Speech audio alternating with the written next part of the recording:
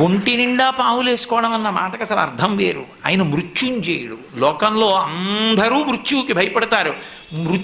మృత్యువు పరమశివుడు ఒక్కడే.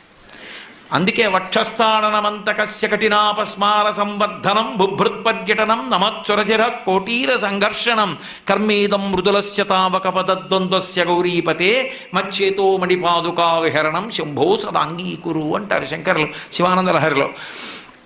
అటువంటి పరమశివుడు మృత్యువులకు మృత్యు అని చెప్పడం, కాలమునకు కాలమని చెప్పడం, పాములను మెడలో వేసుకోవడం.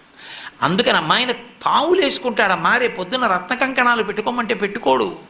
చందన గంధంబు జానడై పూయడు మద పంచ బాణ భస్మంబు. కానీ రేపు పొద్దున్న మీ నాన్నగారు అంగరాగాలు తెచ్చి, అంగరాగాలంటే ఏదో పౌడర్ డబ్బా తెచ్చి అక్కడ పెట్టి రాసుకోవాయి సువాసన వస్తుందంటే రాసుకోడు. గబగబా వెళ్ళి ఇంతకు ముందు తన 3వ కంటి మంటతో కాల్చేసిన మన్మధుడి భస్మ తీసి ఒంటికి రాసుకుంటాడు.